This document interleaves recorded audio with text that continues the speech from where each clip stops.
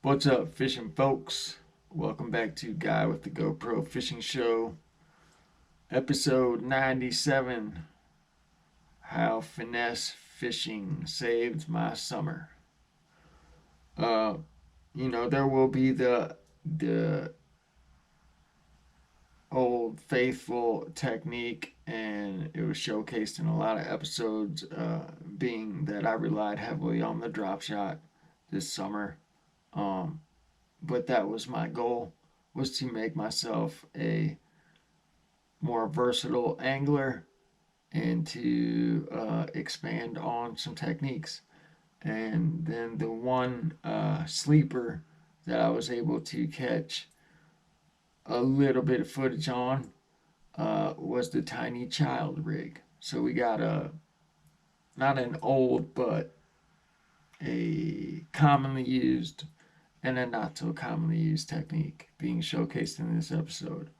Um, but in hindsight, uh, the season prior, I made the mistake of always being double fisted with power. Um, I was really on a crankbait kick, and it was one of the worst seasons I've had in a long time. I just was closed minded. That's the best way to put it. Um, but you know, uh, showing some discipline and making myself take out a spinning rod along with uh, a bait casting setup every time I went out, definitely helped me catch fish in periods of the season where the prior season was like, I remember going 2 weeks one time without a bite, going 3 weeks one time without a bite or a fish catch. And that didn't happen to me this season until these last 2 to 3 weeks, minus the trip out on the boat. Um, I really can't figure that part of it out yet. But needless to say, in this episode, you'll see two fisheries that are in close vicinity of each other. One being Rockhouse Lake down, I believe it's in Boone County, West Virginia. And the second is state park property called Chief Logan State Park. And they have a little lake fishing pond there as well. And they're both beautiful places. And if you're ever in that section of West Virginia and you want to give them a try, I would recommend them. Now, Chief Logan is not a boat or kayak accessible body of water, but Rockhouse is. You can launch a full size bass boat in Rockhouse Lake. Um,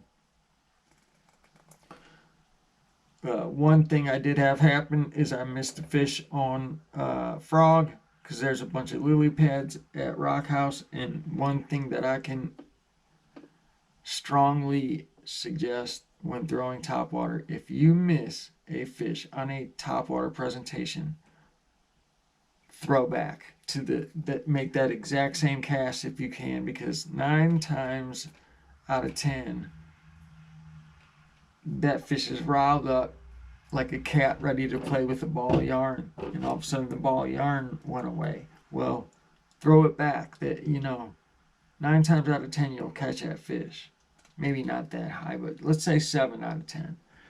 And mine just happened to be in the 130 percentile to where I didn't get bit on the follow-up cast, but I previously had a fish blow up on a whopper plopper 2 years ago now, and threw back, and I think it was the third throwback I ended up catching a 4 pounder. So I always throw back when they swing and a miss, or however you want to put it. You have to admit it's an amazing feat of nature when they do come up on an actual topwater bait and nail it, and you get them hooks in them, man. It's pretty neat. Um, Another thing that happened for the first time is that I ran into a young man who is a viewer of the show, and he was super stoked to talk to me, and I was a little caught off guard because I that's the only time that's ever happened to me. And so I asked him what he likes to fish, and I gave him a pack of worms because he said he likes to throw plastics. And we were talking, and he's a younger dude, probably shoot, I don't know, maybe 6th or 7th grade. But if you're still watching, Seth, shout out to you, little buddy. Hope you and your papa have been catching them, because I haven't been down that way since. But the interaction went awkward because next thing you know, Papa came up and for the gist of it, yoked him up and told him get in the truck, we're leaving. Because I guess Seth has a tendency and is an outgoing young man to talk to a lot of folk that he don't know. And in this day and age, you can't do that. In Papa's defense, what if I wasn't who I said I was and had no good intentions towards you? Then that could have been something bad. But thank the Lord, I was who I said I was, and I have children myself, and it made me reflect on the time that I was approached by a creep when I was probably about 6 or 7. But it was a unique experience. But I am definitely standing with Papa on that one, because being a father myself, this world is crazy, and there's crazy people in it that are not good people. We'll just leave it at that. But other than that, to get back to the basis of the story, to set up the clips for you guys, I made it through this season when I'd usually be having the dog days by making myself finesse fish. I really did. I didn't have that rough spot until just now, and my theory on the last almost month has been the weather. I think these fish are kind of confused because for a while we weren't even having a fall transition, even though it said so on the calendar. And then all of a sudden now it's like it's seeming like we're going right from the end of summer into winter without a fall. So hopefully we get some nice fall days and nights, and these fish can adjust. They don't like instability, is what it is. Whether you're talking water level, barometric pressure, water visibility, any of those factors, they don't like instability. They like stable. When I checked the United States Geological Survey on the said river down the road, I like seeing a high water level, but a straight line. Or at least maybe like this. Not because that shows instability. They'll be scattered. They won't be where you think they will be. And as a bank angler, since we're not walking around with fish finders and, forward facing sonar, we have to rely on our fisherman's instincts. So I'm just going to chalk it up to that and making bad decisions on what baits I bring with me when I head out. So it's all learning experience. But I just can't stress the importance enough. Finesse fishing got me through the summer, and I hope you all enjoy the episode. Check it out. Well, guys, I just made one of, believe it or not, the first times that maybe like the first time I can remember to where been down here for almost 2 hours. I finally caught one. It was only about a pound, but I went from throwing a power bait D-worm to the Zoom original straight tail worm in Texas shad. Finally caught one, and guess who wasn't recording? Yours truly, Captain Buttholio himself.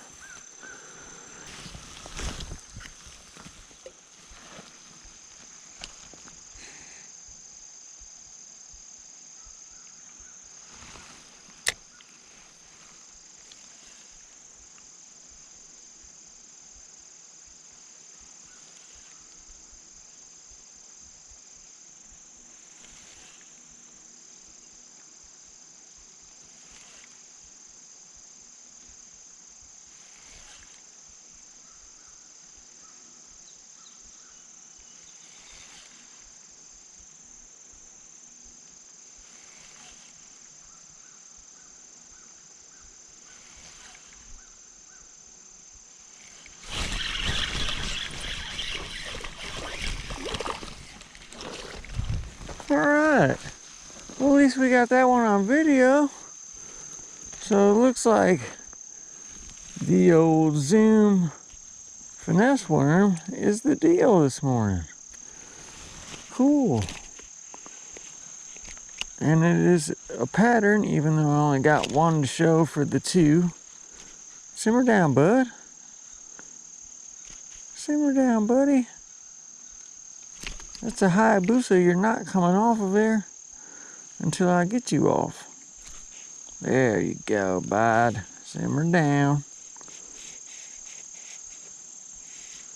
He's about the same size as the one I caught. No rough spot though, but he's got a little mouth. But yeah, the old drop shot, you know. Gonna bring the strong suits with me.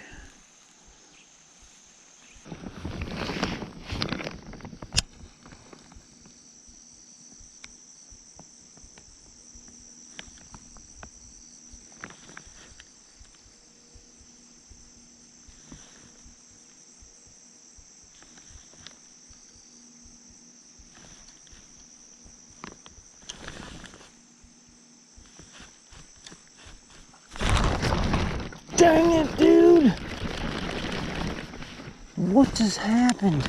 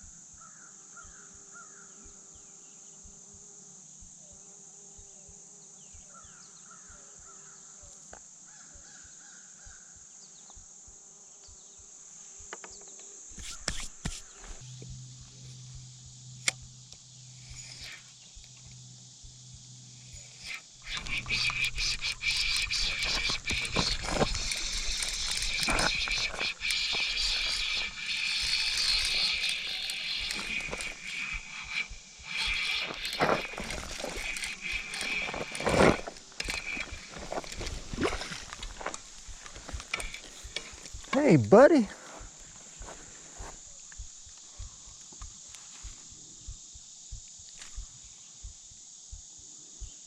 You liked that old tiny child, didn't you? It's a good looking fish.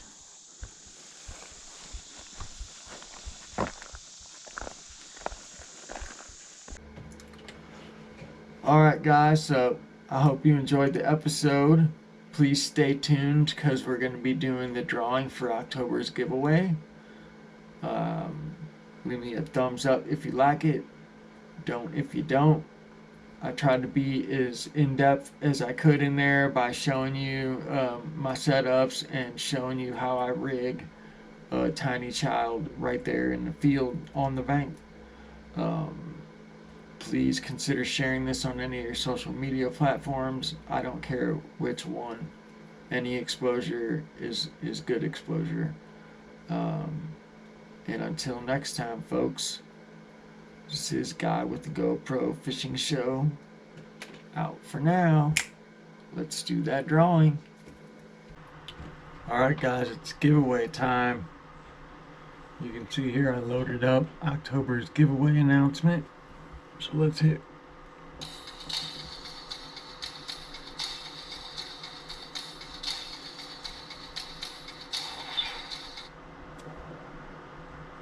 The Funk NCT in Connecticut. Awesome. Good stuff, man.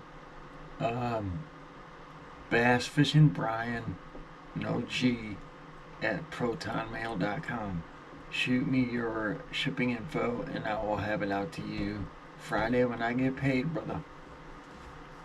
Congratulations. Everything's sitting.